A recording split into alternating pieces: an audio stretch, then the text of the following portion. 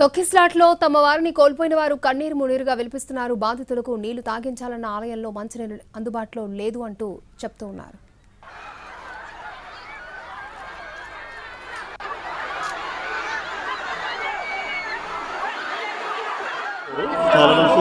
శ్రీకాకుళం జిల్లా పలాసలో జరిగినటువంటి ఘోర ఘటనకు సాక్షిగా నిలుస్తున్నటువంటి ఆలయ ప్రాంగణం ఇదే. మొత్తం కూడా ఈ ఆలయానికి ఉదయం నుంచి ఏకాదశి కావడం, శనివారం కావడంతో వేలాదిగా భక్తులు తరలి వచ్చారు. ముఖ్యంగా మనం చూడొచ్చు, ఈ ఆలయం అంతా కూడా సువిశాలమైనటువంటి ఆలయము. 12 ఎకరాల ప్రాంతంలో పాండా అనేటటువంటి వ్యక్తి తన సొంత స్థలంలో నిర్మించారు. ఇంకా నిర్మాణాలు కూడా కొన్ని చోట్ల కొనసాగుతున్నటువంటి పరిస్థితి. అలాంటి ఆలయానికి ఉదయం నుంచి ఏదైతే పెద్ద ఎత్తున వేలాదిగా భక్తులు తరలి వచ్చారు. ఈ వచ్చినటువంటి భక్తులను ఎంతమంది వస్తున్నారు ఏంటి అనేది అంచనా వేయడంలో విఫలమయ్యారు.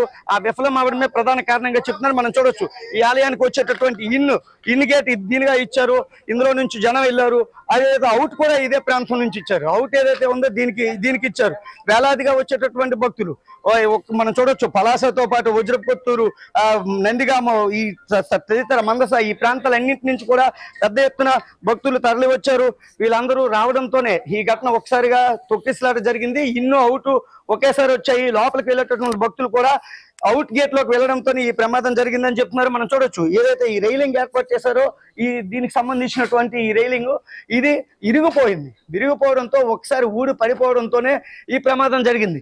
మొత్తం ఏదైతే ఈ స్టెయిన్లెస్ స్టీల్ కి సంబంధించినటువంటి రైలింగ్ అంతా ఊడిపోయింది, కిందకి పడిపోయినటువంటి పరిస్థితి. ఇది ఏదైతే ఒకవైపు మనం చూడొచ్చు, ఇటువైపు మనం చూసుకున్నట్లయితే ఇది 2 రైలింగ్స్ మధ్యన ఉన్నటువంటి అవుట్ గేట్ కి సంబంధించినటువంటి ఈ గేట్ నుంచి వచ్చేటటువంటి భక్తులకి వచ్చేటటువంటి భక్తులకి ఉన్నటువంటి చిన్న త్రోవలు వేలాది మంది వచ్చారు. వాళ్ళకు పెట్టేటటువంటి ఏదైతే ఇంతమంది వచ్చేటప్పుడు ఒక ఆపి నిలుపుదల చేసి పంపించడం కానీ, చిన్నగా గ్యాప్స్ ఇచ్చి పంపించడం కానీ జరగలేదు. ఒక్కసారిగా వేల మంది రావడంతోనే ఈ తొక్కిసలాట జరిగింది. మనం చూడొచ్చు, అత్యంత బాధాకరమైనటువంటి ఘటన. ఈ ఘటనకు సంబంధించినటువంటి సాక్ష్యంగా విజువల్స్ మనకు కనిపిస్తున్నాయి. ఎంత ఆర్తనాదాలు జరిగాయనే దానికి నిదర్శనంగా కనిపిస్తుంది.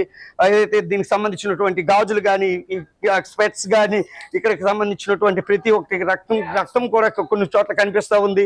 పూజా సామాగ్రి కనిపిస్తూ ఉంది. పూజ చేసి ఇంటికి వెళ్ళాలి, పవిత్రమైన రోజు భావించినటువంటి వాళ్ళకి ఈరోజు విగత జీవులుగా పడినటువంటి పరిస్థితి. దీనికి ప్రధానమైనటువంటి కారణం, తొక్కిసలాటకు ప్రధానమైనటువంటి కారణం వచ్చేటటువంటి భక్తులను అంచనా వేయకపోవడమే ప్రధాన కారణం. వాటికి సంబంధించి ఏదైతే వాళ్ళకి సరిపడే విధంగా ఏర్పాట్లు కూడా చేయడంలో విఫలం కావడంతోనే ఈ ఘటన చోటు చేసుకుంది. ముఖ్యంగా ఏదైతే ఇప్పటికే 9 మంది మహిళలు, ఒక బాలుడు చనిపోయారు. వీళ్ళందరూ కూడా పలాస, వజ్రపుత్తూరు, మందస, నందిగామ, టెక్కలి, ఈ పరిసర గ్రామాలు, మండలాలకు సంబంధించినటువంటి మహిళలు, భక్తులు ఉన్నారు. వీరందరితో పాటు ఇంకా 10 మంది కూడా చికిత్స పొందుతున్నారు. క్షతగాత్రులందరూ కూడా మెరుగైన వైద్య సహాయం అందుతుంది. ఇటు మంత్రులు కానీ, అధికారులు కానీ ఆ పనిలో ఉన్నారు. ఏదైతే దెబ్బలు తిని ఊపిరాడక కొన ఊపిరితో చికిత్స పొందుతున్నటువంటి వ్యక్తులకు మెరుగైన వైద్య సహాయం అందించేందుకైతే ముందుగా ముమ్మర ఏర్పాట్లు జరుగుతున్నాయి. వివిధ ప్రాంతాల నుంచి వైద్య బృందాలను కూడా తీసుకువచ్చి వాళ్ళకి మెరుగైన వైద్య సహాయం అందించే ఏర్పాటు అయితే అధికార యంత్రాంగం చేస్తుంది. జరిగినటువంటి ఘటనకు మరోవైపు పోలీసు యంత్రాంగం పోస్ట్ మార్టం కూడా చేస్తుంది. ఏ విధంగా జరిగింది, ఎందుకు జరిగింది, ఏంటి, ఎక్కడ లోపాలు ఉన్నాయని.